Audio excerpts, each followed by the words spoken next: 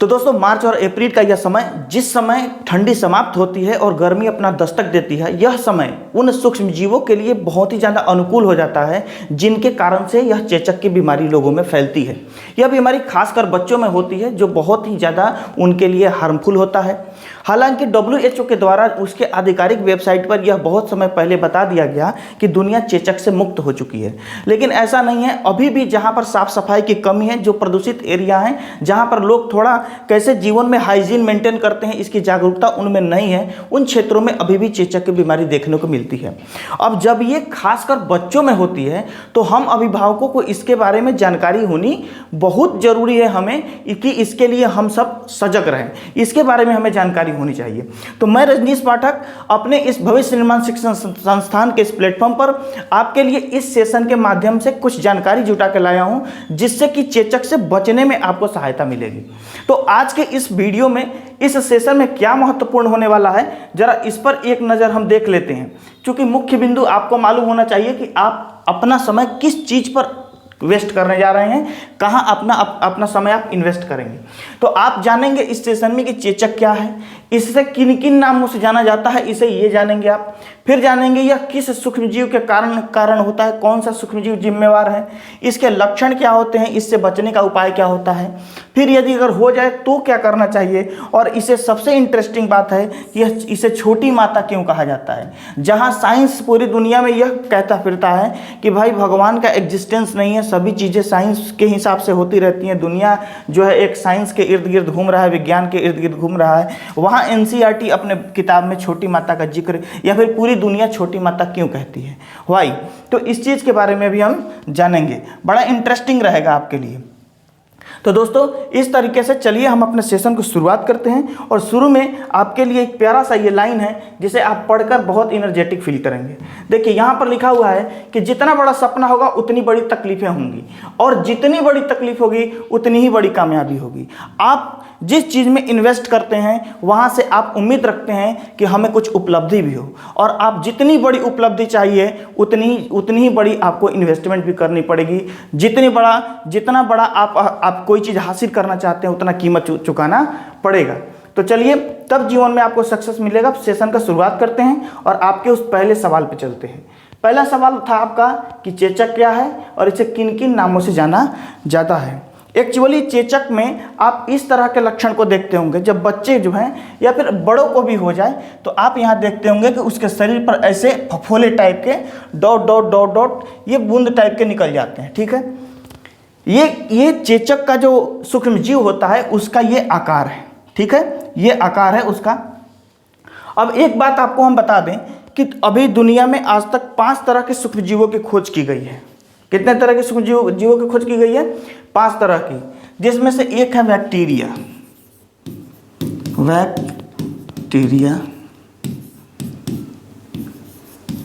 Algae, fungi, protozoa और virus. जिसमें से ये वायरस जो है, इस वायरस के कारण चेचक होता है। अब वो कौन सा वायरस है, क्या नाम है उसका, वो देखिएगा। तो कहता है कि चेचक एक तीव्र संक्रामक रोग है। यह जो है कंटाजियस डिजीज है जो फैलता है लोगों से लोगों में। ठीक है, तो लोगों से जिनको हो जाए उनसे जरा डिस्टेंस मेंटेन करना है। तो वेरियोला वायरस, उस वायरस का क्या नाम है? वेरियोला, जिसके कारण से चेचक होता है। अब बात है कि यह शब्द चेचक कब आया। तो चेचक जो है 15वीं शताब्दी में आया था और सबसे पहले यूरोप में यह बीमारी फैली थी। ठीक है, अब चेचक कहाँ से आया है? तो यूरोप में एक लैटिन नाम है वहाँ का वेरियोला या फिर वेरियोला वेरा, इस शब्द से चेचक बना है। और ये शब्द कहाँ से आया है? तो ये शब्द आया है वेरियस, एक दूसरा लैटिन वर्ड वेरियस या वेरस, जिसका अर्थ होता है अपने यहाँ हिंदी में दाग या त्वचा पर निशान। तो इस तरह से इससे ये और यहाँ चेचक तक के शब्द का निर्माण हुआ।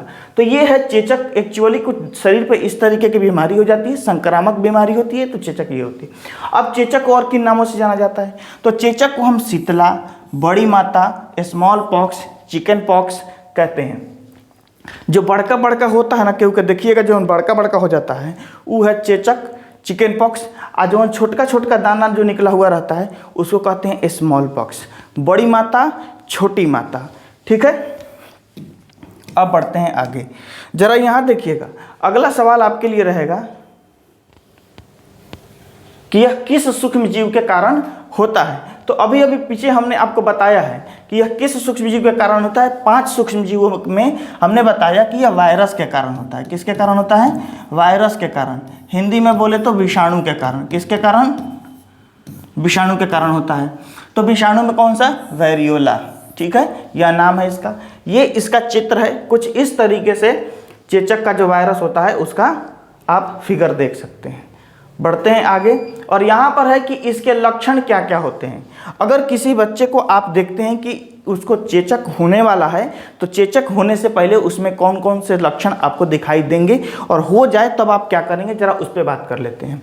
तो चेचक जब किसी बच्चों को होने वाला होगा तो आप देखेंगे कि इस समय उसको बुखार का समस्या हो सकता है, साथ ही साथ सिर दर्द, भूख नहीं लगना, थकान, इस जैसे लक्षण उसमें दिखाई देने शुरू होते हैं चेचक होने से पहले, यानी शरीर में दाना निकलने से पहले ये सब सिम्टम उसमें दिखने लगते हैं। जैसे ही ये सब सिम्टम देखें, इमीडिएट आप डॉक्टर से मिलिए। डॉक्टर से मिलिएगा तो वो जरा न जरा कुछ न कुछ उपचार करेंगे, तो हो सकता है पॉसिबली आप चेचक से बच जाएं।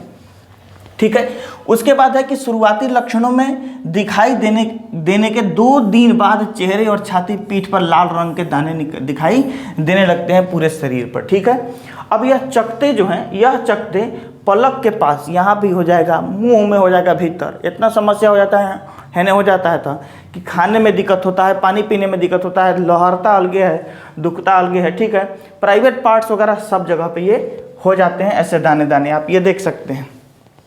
ठीक है, फिर कहता है कि पहले चकते उभरते हैं। जो चकता होगा, जो आपको दाना दाना दाग होगा, फफोला होगा, वो पहले उभरेगा, फिर उसके अंदर जो होता है ना गाद बनता है, यानी उसके अंदर थोड़ा सा चिपचिपा पदार्थ की तरह अंदर हो जाता है, लिक्विड के जैसा। फिर बाद में फूट जाता है, लिक्विड हट जाता है, वहाँ गड्ढा रह जाता है। तो वही सब चीज़ें यहाँ बताई गई हैं, कुछ यहाँ पर देख रहे हैं, इसके ये लक्षण हैं। अब समझेंगे यहाँ पर कि अगर हो जाए तो आप घरेलू उपाय कुछ इस तरीके से कर सकते हैं, और उससे पहले आप जो है टीकाकरण करा सकते हैं। बचने का उपाय है कि टीकाकरण सबसे ज़्यादा अच्छा उपाय है। सबसे ज़्यादा अच्छा उपाय क्या है? टीकाकरण, जिससे आप 100% चेचक से बच सकते हैं। बाकी साफ सफाई मेंटेन रखना, आस पड़ोसी में जहाँ पर चेचक किसी से है उससे दूरी बना के रखना, घर में ही किसी को हो जाता है फिर भी आप हाइजीन मेंटेन करेंगे। तो ये सब चीज़ें हैं, मुख्य उपाय है टीकाकरण। साबुन और पानी से बार बार हाथ धोना है, खांसते छींकते समय मुंह को ढकना चाहिए। संक्रमित व्यक्ति के कपड़े, तौलिए या बर्तन साझा नहीं करने चाहिए। जेकरा हो गया है ओकरा से थोड़ा सा इस सब चीज़ से डिस्टेंस बनाइए, नहीं तो होता क्या है कि उसके शरीर में है, अब आप गए जरा उसको कुछ किए और अपने शरीर में सटा लिए। तो ये तो है वायरस, और वायरस का क्या है, जैसे ही एक शरीर से दूसरे शरीर पर जाएगा वहाँ भी अपना वो फैलना शुरू हो जाएगा।